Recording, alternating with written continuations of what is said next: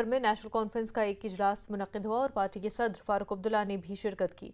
फारूक ने वज़ीर-ए-आज़म के बयान की मजम्मत की। एनसी सदर ने कहा कि मोदी को दूसरे मज़ाहिब का एहतराम करना चाहिए जैसा कि वो अपने मजहब का एहतराम करते हैं। फारूक ने कहा कि इस्लाम सिखाता है कि किसी मजहब से नफरत न करें और जो ऐसा करेगा वो मुसलमान नहीं। फारूक ने कहा जो लोग मोदी की हिमायत कर रहे हैं उन्हें मुसलमानों के बारे में उनके इरादों को जान लेना चाहिए। फारूक ने कहा कि आज हमारी लड़ाई ये है कि अपनी शनाख्त कैसे बचाएं। फारूक ने कहा कि बीजेपी का असल मकसद मुस्लिम आबादी को कम करना है। फारूक ने यह भी कहा कि ये आखिरी इलेक्शन हो सकता है क्योंकि BJP one nation one election के नज़रिए पर काम कर रही है। फारूक अब्दुल्ला ने कहा कि वो सजाद लोन, गुलाम नबी आज़ाद और सईद अल्ताफ़ बुखारी जैसे लोगों से कहना चाहते हैं कि वो पहले देखें कि वो जिनकी हिमायत कर रहे हैं उनका मुसलमानों के साथ क्या सलूक है। फारूक ने कहा कि अगर ये लोग दोबारा इक़्तिदार में आए तो मुसलमानों के मसाइल बढ़ेंगे। मुझे अफसोस है कि हमारे वज़ीर आज़म ने ऐसी बात कही है। हमारा इस्लाम, हमारा अल्लाह हमें ये सिखाता है कि सबके साथ बराबरी से चलो।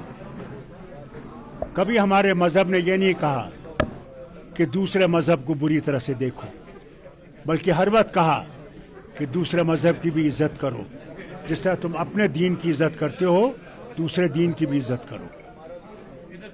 कभी ऐसा नहीं होगा वज़ीर आज़म कि मुसलमान कभी भी किसी माँ का, किसी बहन का मंगलसूत्र छीनेगा, वो मुसलमान नहीं है। वो कभी इस्लाम को समझता नहीं है। एक शख्स को आप मारोगे तो याद रखना उसमें वो फिर अल्लाह की तरफ से कहता है वो लाखों का कत्ल है, इंसानी कत्ल है। वो क्या ऐसा हो सकता है? मैं भी मुसलमान हूं, मगर मेरे कुरान ने मुझे ये नहीं सिखाया कि दूसरे से नफरत करना।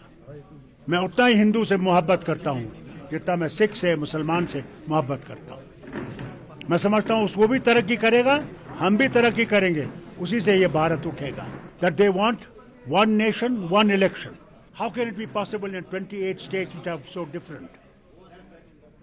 Secondly, their changing of constitution has been told, they themselves are saying it, कि हमने आईन बदलाना है, हमने ये संविधान बदलाना है। ये एक ही दफा इलेक्शन होगा और जिस तरह प्यूटन साहब बैठे हुए हैं इसी तरह ये भी अपने वजीर आजम को बिठाना चाहेंगे।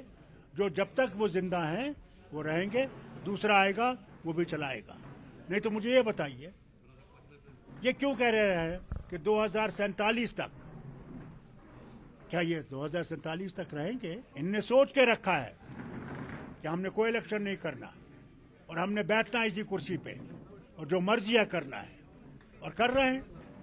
मैं तीनों से गुजारिश करना चाहता हूं, वो आज़ाद साहब हों, सजाद लोन साहब हों, वो अपने बुखारी साहब हों, उन्हें ये देखना चाहिए जिनकी तरफ से वो खड़े हैं उनका रवैया क्या है मुसलमानों के लिए। बस मैं इनसे यही कहना चाहता हूं, जिन मुसलमानों को ये वर्गला रहे हैं आज, क्या वो मुसलमान कल बचेंगे? अगर ये वापस आए, मुझे अफसोस है। अल्लाह इनको सही रास्ता दिखाए।